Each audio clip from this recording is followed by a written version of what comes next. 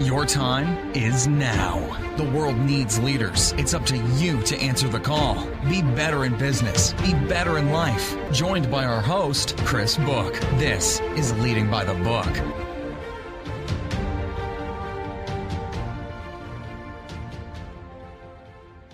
Hey guys, welcome to Leading by the Book. I'm Chris Book. If you're new to the show, welcome. Thanks for stopping by. We hope you like the show, and if you do, please be sure to subscribe and leave us a 5-star rating wherever you get your podcasts.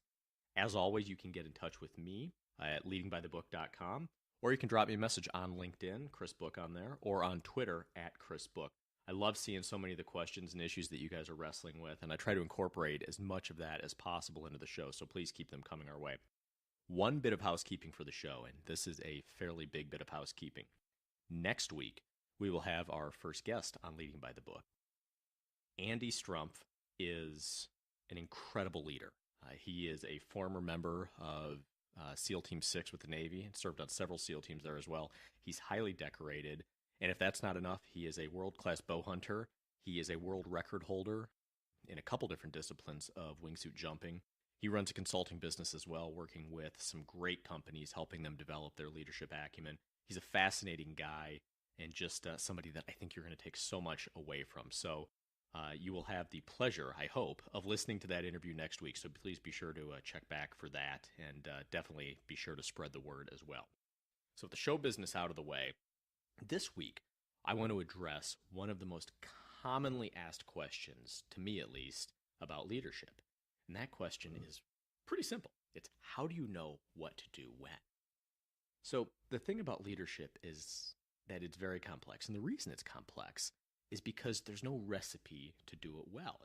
It's kind of like nailing Jell-O to a wall. And in part, that's why leadership is so difficult for so many. They want a formula to follow, and there isn't one. It's far more art than it is science.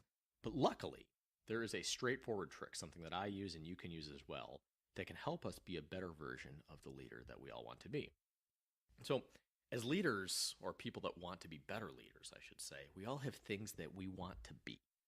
But we stumble in these things. We fall short. We want to be caring. We want to be humble. We want to be intelligent. We want to be thoughtful, generous with our time, and see the best in people, and keep our negative emotions in check. And this list can go on because the traits of good leaders are essentially limitless. But we're going to mess up with these things. It's hard to check off every single box on that list. And after all, it's a long list of things to keep straight. It's impossible to ask ourselves to be able to do that. And in the heat of the moment, in a situation that is key to you as a leader, it can be very hard to figure out which of these things we need to do and what the situation specifically dictates. It seems that we've become very fixated on doing one thing well, and then simultaneously we end up losing progress in 3 or 4 other key areas that we're trying to juggle as well. And more often than not, we find ourselves dissecting the situation after criticizing ourselves for not doing better at this or doing better at that. And it can be demoralizing, and it can lead us down a path of incredible self-doubt. Equally tough is when we try to emulate all the attributes of leaders that we see elsewhere, people that we admire. And we've all been around people that are stuck trying to be someone else. We see this a lot with young professionals in their first jobs, trying to do what they read about in college or heard good executives do from a professor. We also see this in people that are more advanced in their careers when they get promoted to a new job or a new role, and they're trying to put all of these things that they learned in leadership books to use right away. The problem is that they come off as robotic and insincere, and it just looks uncomfortable. These folks don't have any idea who they are, as they're more concerned trying to be somebody else, and all it does is come off as clunky and confusing. Respecting one's leadership and behaviors is obviously well and good, but we can't spend our lives trying to be somebody else. That's not authentic. That's not sincere, and our teams will see right through that. No one wants to follow that, and nobody's going to be inspired by that. You can tell when somebody isn't being real with you or is trying to be somebody else. But how do you improve yourself without striving to be someone that you admire or want to emulate? How can we most efficiently and effectively become the people that we want to be, the people that we need to be, the leaders that our families deserve and that our teams need? Well, just like with all solutions, the best solutions, in this case and in all other cases, are the simplest. And that's exactly what we need to do here. Simply ask yourself, if you were sitting on the other side of the table, what would you admire from that person? What would make you want to follow someone? What would make you respect someone? In whatever situation you're in, do that. Simply ask yourself, what would I admire if I was sitting on the other side of the table? If you do that, you will always know the answer. We need to be ourselves. We need to act as the leaders that we ourselves would admire.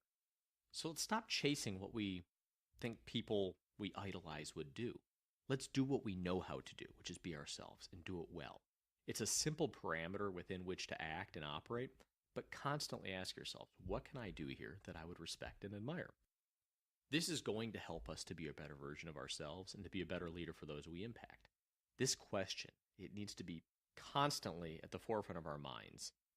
And it's not confusing, and that's really the key here. You're not going to be combing through a laundry list of character traits trying to figure out which one to apply here and which one to apply there. And guess what?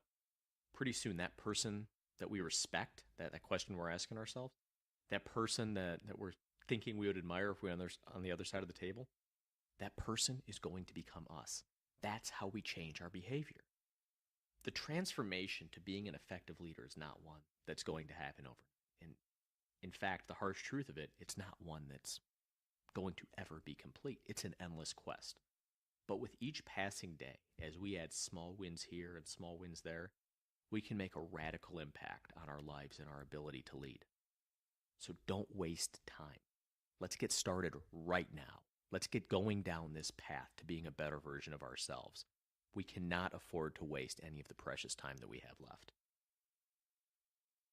That's all we've got for this week on Leading by the Book. We hope you stop by next week when we're going to have Andy Strumpf on the show. Like I said, fantastic guy. You're going to learn a whole heck of a lot from him, and it's just a lot of fun to hear about his experiences and hear his story because it is a fascinating story. I'd love to hear what you think. Drop me a line on LinkedIn or on Twitter, and please keep spreading the word. It's a great way to support the show. This has been Leading by the Book. I'm Chris Book. Go have a great week, guys. We'll see you next time.